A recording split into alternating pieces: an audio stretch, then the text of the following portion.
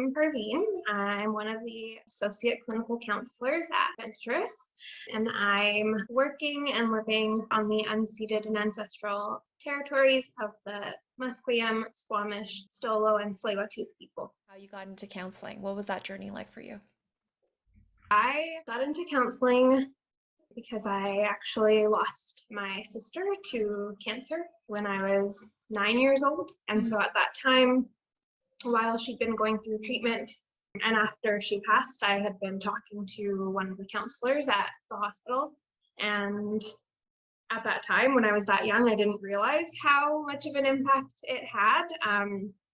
But then when it came time to figuring out what program I wanted to go into and what I wanted to do, counseling kept sticking out. And yeah, I realized that I really wanted to be able to leave that same impact on other people. And yeah, that's what got me here. Is there anything that surprises you about being a counselor now that you're here and in this role? I think one thing that surprised me is how natural and how much it felt like this is what I'm supposed to do. I remember the first counseling course I took, I was super anxious and super worried because this is what I wanted to do. And I was nervous. What if I'm awful and wasted all this time? And then my dreams are gone. And I started doing it and it felt it clicked right away that this is what I'm supposed to do. And that continues to happen with clients, just feeling really good about being able to hold that space for people, listen to their stories and support them on their journey. It felt really relieving, honestly, too. I mean, I still have tons of imposter syndrome and I still have lots of days where I feel like I'm doubting myself, but that definitely was something that felt surprising off the bat. And now that you're in this work and you've kind of experienced yourself doing it, do you have or have you formed a kind of personal philosophy for why counseling works, why counseling is impactful? One of the things that's really impactful about counseling is just having someone who just is there for you, essentially, someone that you can talk to. I've had clients say this is something that I would never say to somebody else. This is something that I've never talked about or felt comfortable even expressing. And so having a space that feels this is just a non-judgmental space. This person only knows you in this context and you don't have to worry about how they're going to think about you in your day-to-day life, as friends and coworkers and things like that. So I think having a space to be able to talk about whatever you need to talk about is really part of why counseling is so impactful, I think. And also having a space to kind of have someone to help you sort through what's going on and help you figure things out, I think is really important. I know that that's what's helpful for me in my own counseling.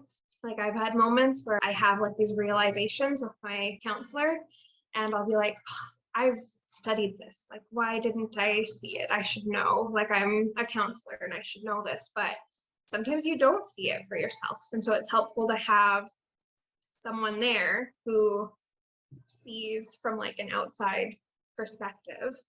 And something that comes to mind as I'm saying that is the two mountain metaphor in ACT, acceptance and commitment therapy, which is one of the theories that I work from.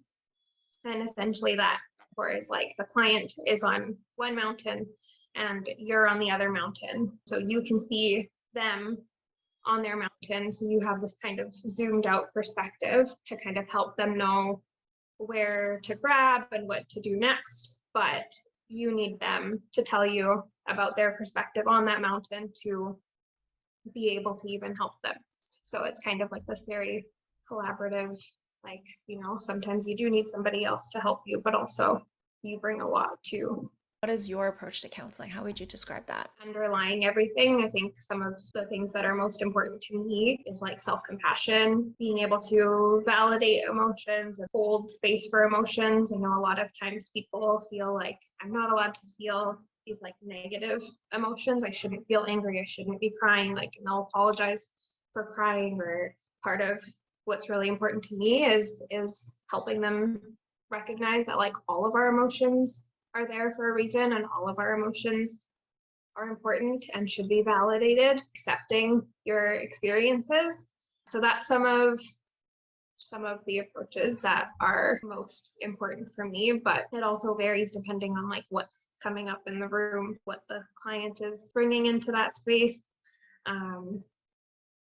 Yeah, because I try to be genuine and try to be myself, which I think is something that I'm glad I've learned over time. In the beginning, it felt like this is what a counselor does. This is how I should be acting. And now I'm much more in tune with like, this is what feels right. This is what feels natural. And so what feels right with one client might be completely different with another client. And so there might be some sessions with some clients where there's a lot more humor and a lot more challenging, and a bit more like playfulness. And then there might be other sessions where there's not as much of that because that's not what they need in that moment.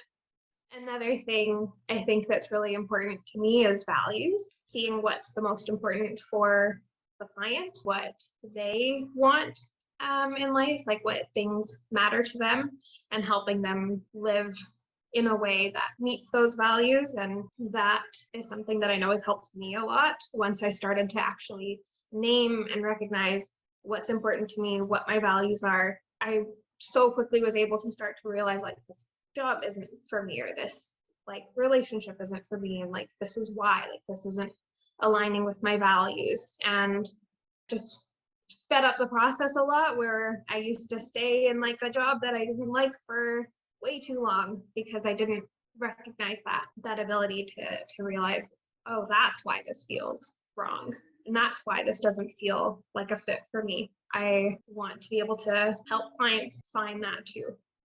What would you consider some of your specializations? I work with body image and body positivity, like self-acceptance and anxiety and panic, specifically with anxiety. And I also hope to work more with cancer patients and their families, family counseling. What is your relationship with multidisciplinary practice and why is that important to you? There's so much more to mental health than just what we can put into words. We know that trauma lives in the body, but also so much more of our experience manifests in very physical, like when I have really bad anxiety, I get severe chest pain, migraines, and things like that. So we know that there's like so much going on with the body when it comes to mental health. So I think it's important to incorporate, body-based practices too. And also there's some things that it's hard to put into words, or, maybe we can't even like find the words, or not feeling comfortable putting it into words, or like just having a feeling in your body and you don't really know even where it's coming from. So I think that it's important to do more than just talk about it, right? Like whether that's expressing what's going on through art, being able to put it onto canvas and see those feelings come to life, accessing what's going on in the body, kind of process what's going on and bring that into awareness, I think is really important. What does anti-oppression mean to you and how does that translate into your practice? We're kind of taught to be like, no, keep going in this kind of status quo and keep living within that system and not, working towards dismantling it. So I feel like a big part of how that shows up in the room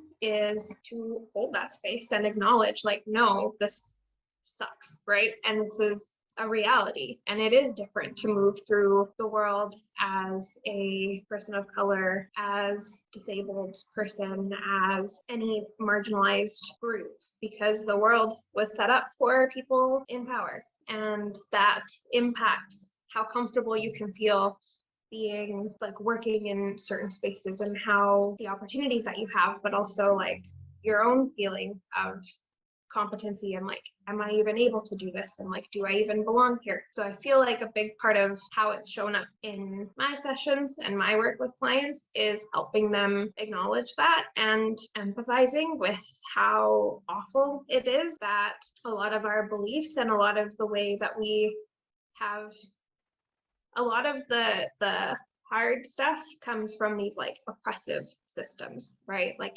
internalizing racism and then having a hard time accepting yourself. And you're like, oh, that's why, because systemic racism, right? Like we can't take ourselves out of our identities, right? Like that's there all the time. So like, of course, it's going to impact the way you move through life, like your experiences, how people view you, how you're treated. So not acknowledging it is like such a disservice. And I think that goes back also to like how I work with clients changes dependent on the client, is because every client has a completely different experience based on all of those identities and how the systems impact them. What should clients expect for their first session with you?